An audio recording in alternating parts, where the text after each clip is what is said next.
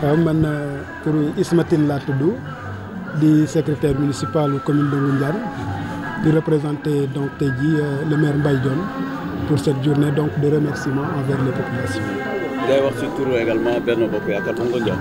tout à fait. voilà tey solo ndaje bi lan la. waaw solo ndaje bi comme ni ko sama naataango bi Assane waxee ci nasaraan du leen lu dul ginnaaw ba nga xamee ni yàlla dimbali na Ngoundiane mais ñi nga xamee ni ñooy ay doomam yi nga xamee ni ñoo gën a ràññeeku ci wàllu donc liggéey bi nga xamee ni moom la ñuy liggéey pour li jëmale dëkk bi kanam ci fànn yëpp ginnaaw ba nga xamee ni yàlla dimbali ñu ci ndimbalu président Macky Sall mi nga xamee ni moo nekk tey li ñu mën a wax trait d'union ci tubaab maanaam ki nga xamee ni moo leen lëkkale ëmb leen ci benn ëmb tey ñu ànd doon benn donc doom yooyu nekk Mbaye Dione mi nga xamee ni moom la yàlla dogal ni moo nekk ci kanamu mairie bi nekk ci parti bi ñuy wax AFP wante aussi Yipane Ndiaye mi nga xamee ni depuis 2009 moom nekk ci wetam nekkoon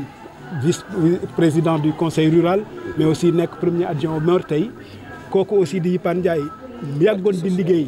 ci parti socialiste ak ki nga xamee ni tey mooy ki Assane Sène wax léegi muy Mbaye Faye mu nekk un entrepreneur nekk aussi ku bëgg Ngoundiane nekk ku yàgg a œuvrer aussi donc par rapport ak ay moyens ci biir parti socialiste àndoon ci ak ñoom Yipane Ndiaye ak yëpp kon ñooñu ñëpp suñu ñëwee tey ba yaakaaru président donc nekk ci ñoom ñu nekk ay doomu Ngoundiane président ñaan leen ñu ànd pour ñu mën a gagner non seulement Ngoundiane mais man dimbali président pour département de Thiès bi nga xamee ni nguur gi gëj na koo gagner ñu mën am ndam kon donc loolu su amee dañ ko sante yàlla mais suñu demee ci ànd boobu wër commune bi yëpp wane àndu doomu Ngoundiane yi wane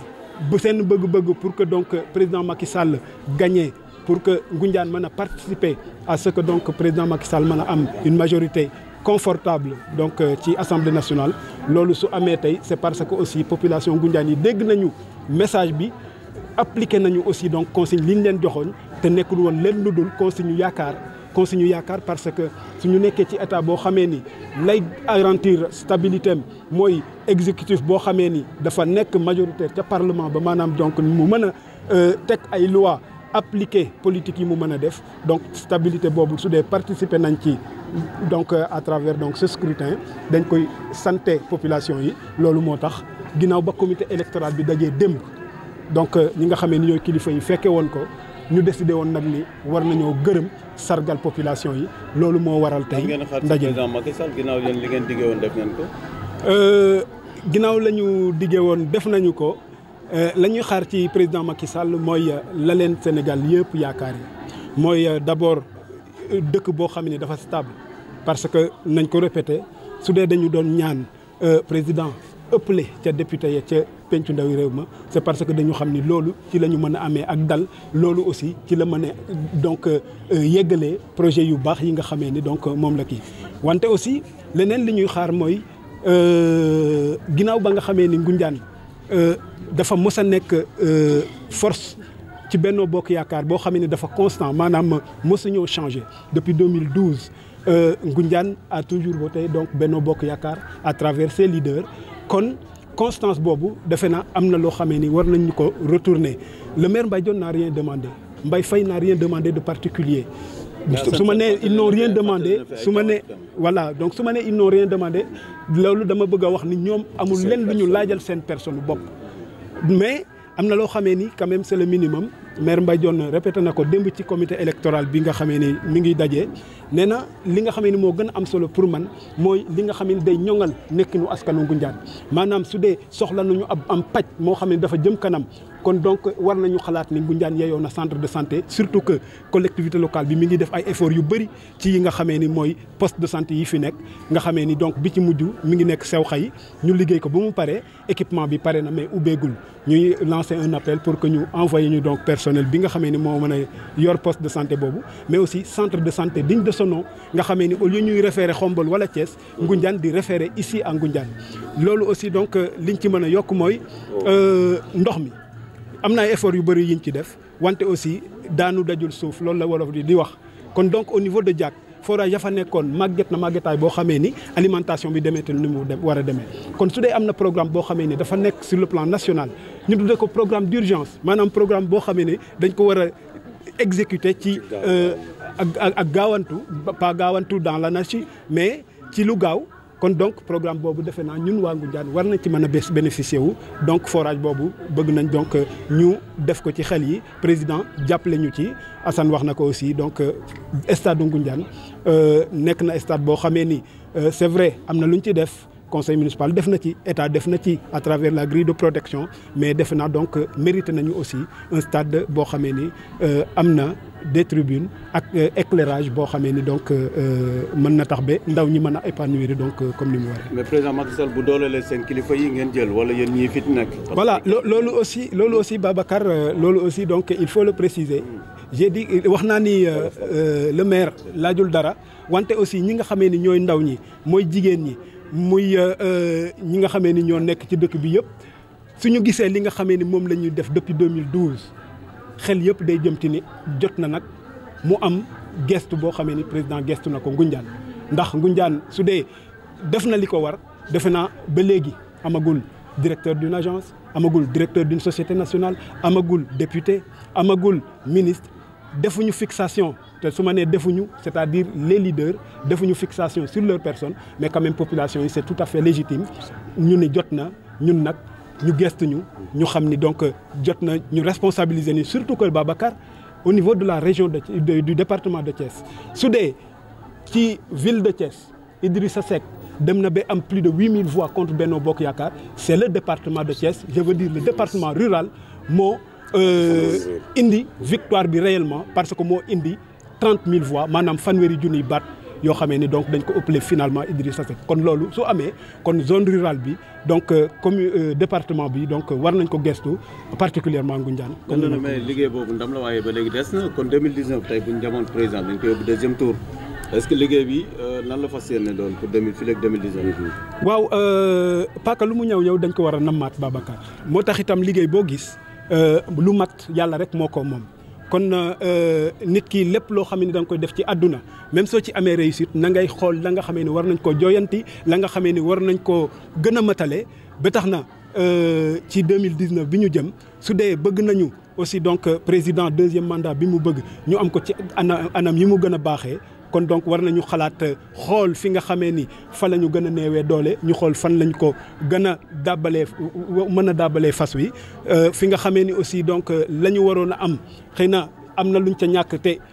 ñu xam ko ak ñàkk koo xam war nañu xool li nga xamee ni moo ñu ko ñàkkaloo loolu yëpp donc suñ ko càmbaree war nañu xool nan lañ ko mën a kiyee wante am nañ yaakaar ni su dee unité bi nga xamee ni moom la ñu gis ci législative yi continuer nañ ko te jubóo bi ak intérêt Ngoundiane rek intérêt département de Thiès ak intérêt Ngoundiane Sénégal yëpp di ñuy animé defe naa donc objectif boobu mën nañ koo atteindre ci li nga xamee ne du am benn lam. C'est monsieur Assane Sène, responsable politique APR Ngoundiane, conseiller technique du ministre des Forces armées, coordinateur adjoint du comité électoral de la coalition Benno Bokk Yaakaar durant les élections législatives de 2017. Voilà, cette rencontre est organisée par la coordination de la coalition Benno Bokk Yaakaar de Ngoundiane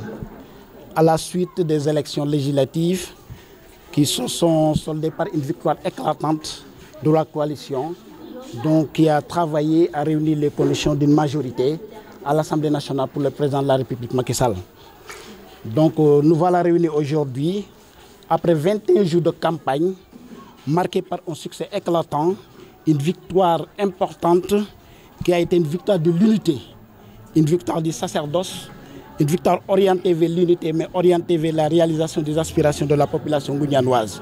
Nous voilà aujourd'hui pour fêter cette victoire et en profiter pour remercier vivement toute la population de Ngoundiane qui n'a ménagé aucun effort pour voter massivement au service du président de la République afin de lui donner une majorité à l'Assemblée nationale pour gouverner notre pays dans la stabilité et dans la tranquillité. Qu'est-ce qui était un peu déterminant dans cette victoire? Le message c'était quoi? Le message était un message orienté vers l'impératif de donner au président de la République une majorité. Le président de la République, depuis son accession au pouvoir en 2012, a posé tous les jalons liés au développement pour réaliser les conditions d'émergence du Sénégal. Il fallait maintenant, pour la poursuite et la continuité de cette mission, réunir les conditions de stabilité politique qui permettraient au président de gouverner le Sénégal tranquillement, dans la tranquillité, sans aucun problème, sans aucun blocage qui pourrait provenir de l'opposition. Et heureusement, la population ngounianoise a senti cela. La population du département de Thiès, derrière le ministre Augustin Tine, que nous remercions vivement, a senti véritablement cet élan de mobilisation en ne ménageant aucun effort pour donner une majorité au président de la République. Nous profitons également de l'occasion pour remercier vivement d'abord la population de Ngouniane en premier,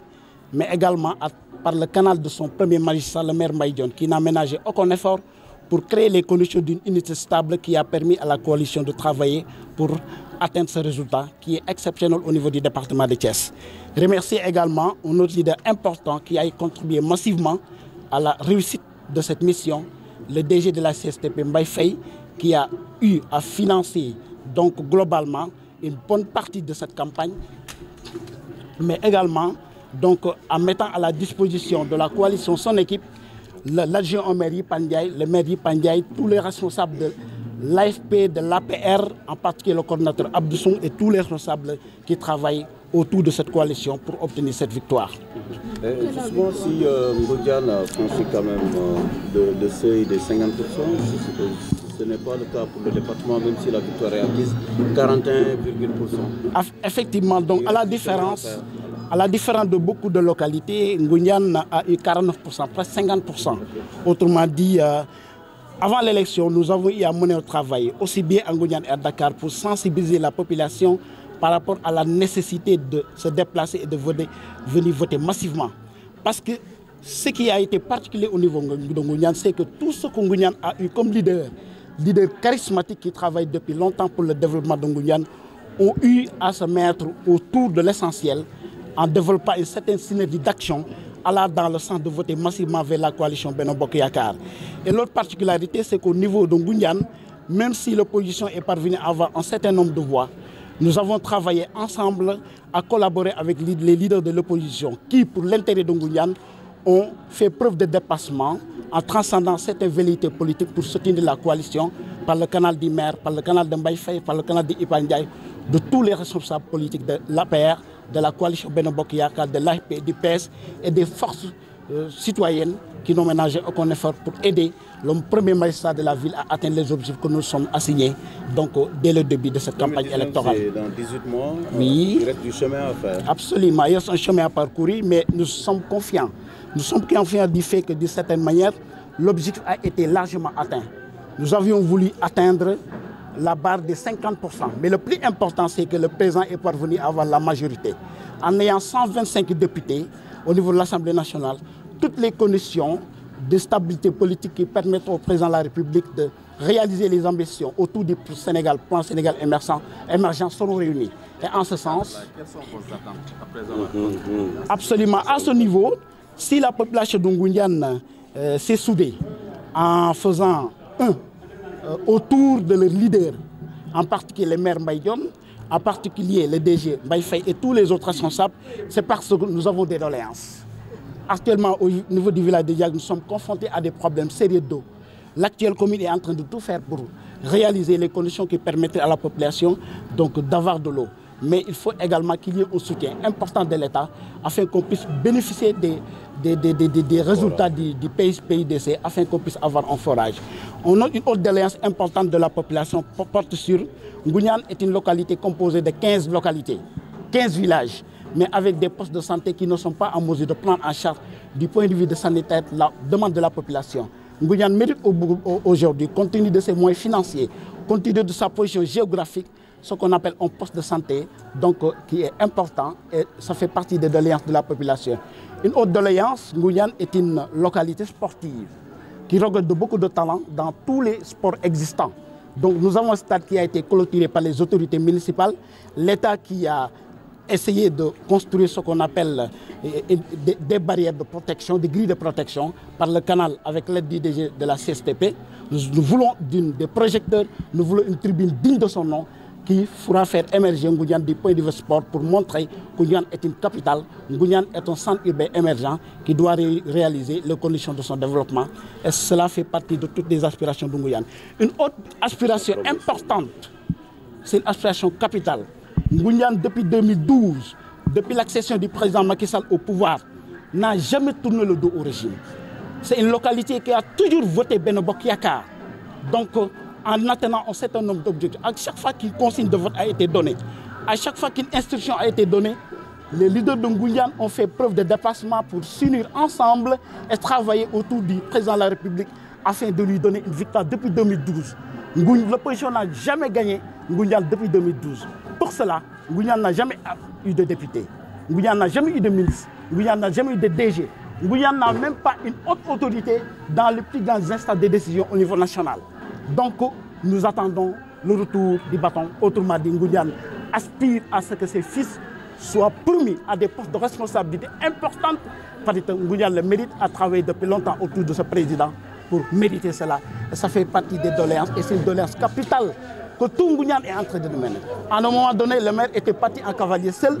parce qu'il voulait quand même réaliser l'aspiration de Ngoundiane d'avoir un représentant à l'Assemblée nationale. Après avoir rencontré le président de la République qui lui a persuadé de retourner et de le soutenir, le maire était obligé, pour l'intérêt de la localité, de venir travailler autour de ses frères, avec ses frères, pour mériter de certaine manière la confiance du chef de l'État. Et nous attendons, après cet acte important du maire, après cet acte du DG de la CSTP, après cette unité grandiose que les leaders de Ngoundiane ont réalisée pour les intérêts de la localité, que le président puisse quand même penser à Ngoundiane, penser à promouvoir un fils de Ngoundiane dans d'autres postes de responsabilité. Ça, c'est la plus grande attente de Ngoundiane, parce que c'est uniquement et seulement si, à travers la réalisation de cette condition, que Ngoundiane pourra se sentir comme étant une localité émergente qui travaille pour servir le président.